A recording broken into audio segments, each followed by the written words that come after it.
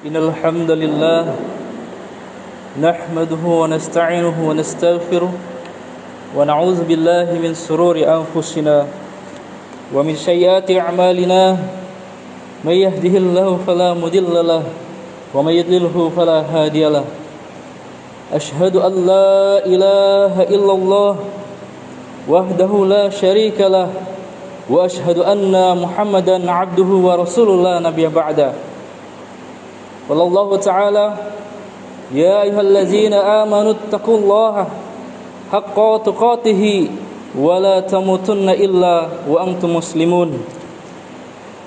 يا أيها الناس اتقوا ربكم الذي خلقكم من نفس واحدة وخلق منها زوجها وبث منهما رجالا كثيرا والنساء واتقوا الله الذي تساءلون به والأرحام إن الله كان عليكم رقيبا. يا أيها الذين آمنوا اتقوا الله وقولوا قولا سديدا يصلح لكم أعمالكم ذنوبكم وما يطع الله ورسوله فقد فاز فوزا عظيما. Subhanallah.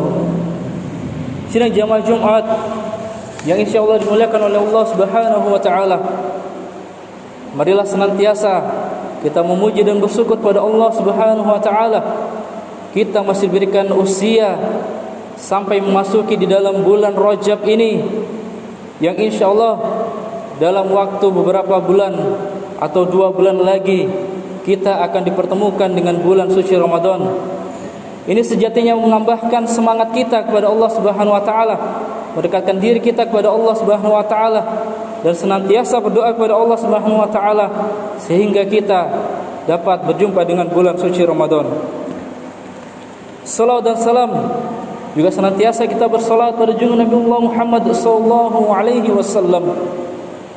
Nabi yang menjadi uswah, Nabi yang menjadi panutan, Nabi yang membawa syariat Islam, yang syariat Islam itu wajib bagi kita umatnya untuk senantiasa mengikuti, menjalankan, karena dengan syariat itulah nanti kelak akan dipertimbangkan kebaikan ataupun keburukan di yaumil akhir kelak, apakah sudah sesuai dengan syariat yang dibawa oleh Nabi ataukah justru banyak syariat yang telah kita langgar.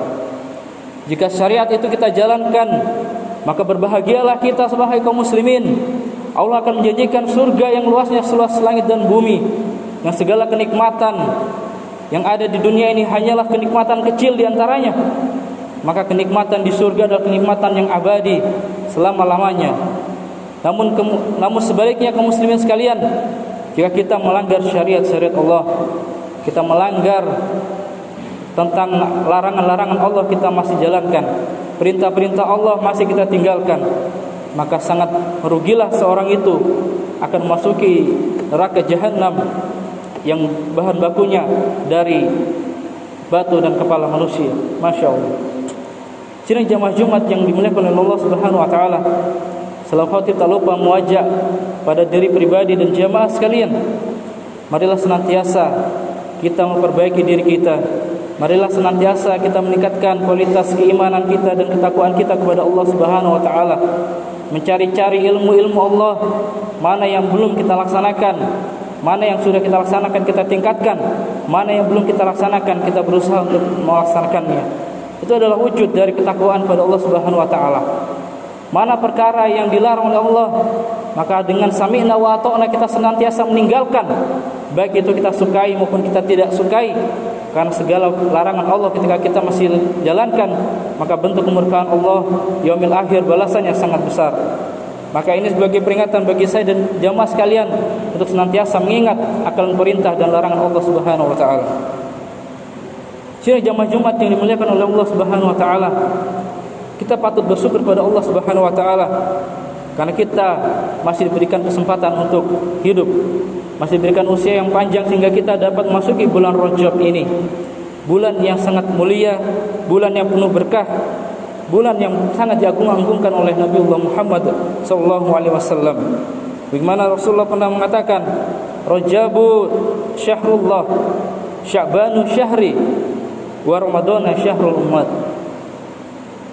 Rajabu syahrullah, bulan Rajab adalah bulannya Allah. Bulan ini adalah bulannya Allah.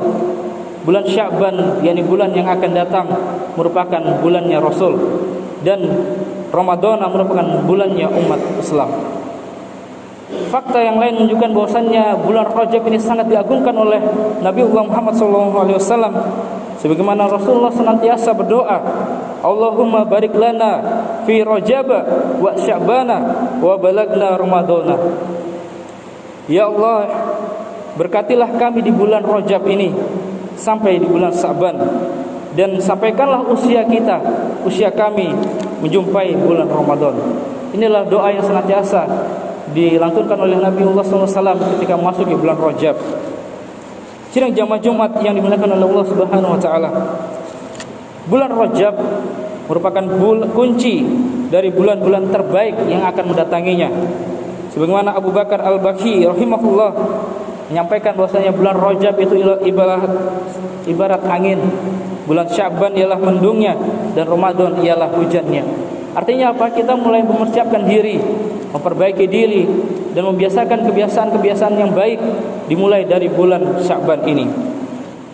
Bulan Rajab, bulan yang derasnya tetesan kebaikan yang diturunkan oleh Allah di dalamnya, sehingga kaum muslimin sekalian, sudah sebaiknya, sudah sepatutnya, olehnya itu banyak sekali amalan-amalan yang bisa kita lakukan atau bisa kita amalkan di dalam bulan Rajab ini. Salah satunya ialah berpuasa. Di antaranya ialah 10 hari di awal di bulan Rajab, ataupun kalau kita tidak sanggup, minimalnya 1 hari. Kebetulan esok ialah pas 10 Rajab, bisa kita gunakan untuk berpuasa bersama-sama. Selain itu juga ada namanya Ayyamul Bid, yang pada bulan ini tepat pada tanggal 14, 15 dan 16 Februari. Inilah puasa yang sangat dianjurkan oleh Rasulullah pada kita, karena dengan amalan berpuasa yang Ayyamul Bid ini kita akan diampuni dosanya setahun sebelum dan setahun sesudahnya. Masya Allah. Sidang Jumat yang dimuliakan oleh Allah Subhanahu wa taala, di dalam bulan Rajab ini pula kita dianjurkan untuk memperbanyak bersedekah, untuk banyak bersolawat, untuk banyak beristighfar, banyak membaca ayat-ayat Al-Quran. Sidang jamaah Jumat yang dimuliakan oleh Allah Subhanahu wa taala,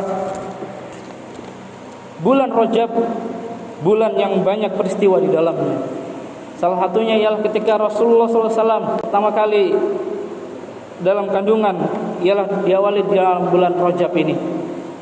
Dalam bulan Rajab ini terdapat pula peristiwa yang sangat sakral, yakni peristiwa Isra dan Mi'rajnya Rasulullah Muhammad SAW. Nabiullah SAW dijalankan oleh Allah Subhanahu wa taala dari Masjidil Haram menuju Masjidil Aqsa, dan dilanjutkan dengan peristiwa naiknya Nabi ke langit ke-7, ke Sidratul Muntaha, bertemu dengan Allah dan para nabi sesudahnya. Lalu Rasulullah SAW pada saat Isra dan Mi'raj ini dikenal dengan peristiwa awal mulanya mendapat perintah sholat 5 waktu. Di dalam bulan Rajab ini ternyata terdapat juga peristiwa-peristiwa penting.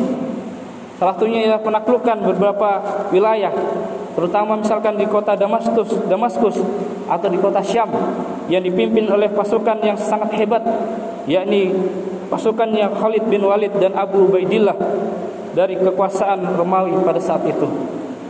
Pada bulan Rajab pula ditaklukkan kota Baitul Maqdis atau kota Palestina oleh Salahuddin Al-Ayyubi dari pasukan Salib yang pernah menguasai Baitul Maqdis ini selama 88 tahun lamanya. Pada bulan Rajab ini terdapat juga peristiwa yang sangat sakral, yakni pindahnya arah kiblat umat Islam dalam sholat dari Masjidil Aqsa menuju Masjidil Haram, yang pada saat itu kejadiannya ialah Rasulullah SAW sedang dalam keadaan sholat, lalu terdapat perintah Allah untuk memalingkan atau berpindah arah kiblatnya. Lalu Rasulullah berpindah menuju arah Mekah, lalu jamaah pun mengikuti arah yang diikuti oleh Rasulullah SAW. Sidang jamaah Jumat yang dimuliakan oleh Allah Subhanahu wa taala, ada satu lagi peristiwa yang mungkin jarang diangkat oleh para khatib atau para penceramah, yakni pada bulan Rajab ini adalah bulan runtuhnya daulah Islam. Bulan Rajab, tepatnya tanggal 28 Rajab terdapat peristiwa sangat bersejarah, yakni runtuhnya daulah khilafah Islamiyah, di mana sejak saat itu hukum-hukum Islam yang telah ditegakkan selama 13 abad, 1335 tahun, saat itu terbelengkai, bahkan tercampakkan karena runtuhnya daulah Islam. Perkara ini mungkin jarang diangkat oleh beberapa penceramah, padahal perkara ini merupakan perkara yang sungguh sangat penting bagi umat Islam. Karena tidak adanya daulah Islam, karena tidak adanya daulah khilafah, yang pertama ialah hukum-hukum Allah, hukum-hukum Islam yang wajib kita jalankan menjadi terbengkalai atau terabaikan. Padahal perkara ini merupakan perkara yang wajib bagi seluruh kaum muslimin untuk menjalankannya. Yang kedua, bahwasanya Al-Quran dan As-Sunnah tidak lagi menjadi pedoman hidup yang benar-benar dijalankan oleh kaum muslimin. Al-Quran dan As-Sunnah hanya dicomot sebagian-sebagian saja. Padahal Allah Subhanahu wa taala berfirman, "Ya ayyuhallazina amanu udkhulu fis-silmi kafah wa la tattabi'u khutuwatis syaitan innahu lakum aduwwum mubin." Hai orang-orang yang beriman, masuklah kalian ke dalam Islam secara keseluruhan, tidak secara setengah-setengah, muslimin sekalian. Yang ketiga, umat Islam menjadi terpecah belah menjadi beberapa negara kecil. Padahal kita umat Islam diwajibkan, diperintahkan untuk menjadi umatan wahidah, menjadi umat yang satu. Tapi saat ini gara-gara tidak ada pemersatu umat ini, kaum muslimin menjadi terpecah belah. Yang selanjutnya adalah kezaliman, kemaksiatan, kemungkaran merajalela karena tidak dijalankan, tidak ditegakkan hukum-hukum Allah di tengah-tengah kita. Sidang jamaah Jumat yang dimuliakan oleh Allah Subhanahu wa taala. Untuk itu khatib pada saat ini mengingatkan kembali, dalam bulan Rajab ini kita senantiasa diingatkan akan peristiwa runtuhnya ajaran Islam, runtuhnya daulah Islam. Padahal kaum muslimin sekalian, imam mazhab yang empat itu telah bersepakat bahwasanya hukum menegakkan daulah khilafah adalah fardu kifayah. Ini dapat kita buka dalam kitab fikih-fikih manapun, bahwasanya imam mazhab sepakat bahwa hukum menegakkan daulah Islam, hukum mengembalikan pemerintahan Islam adalah fardu kifayah.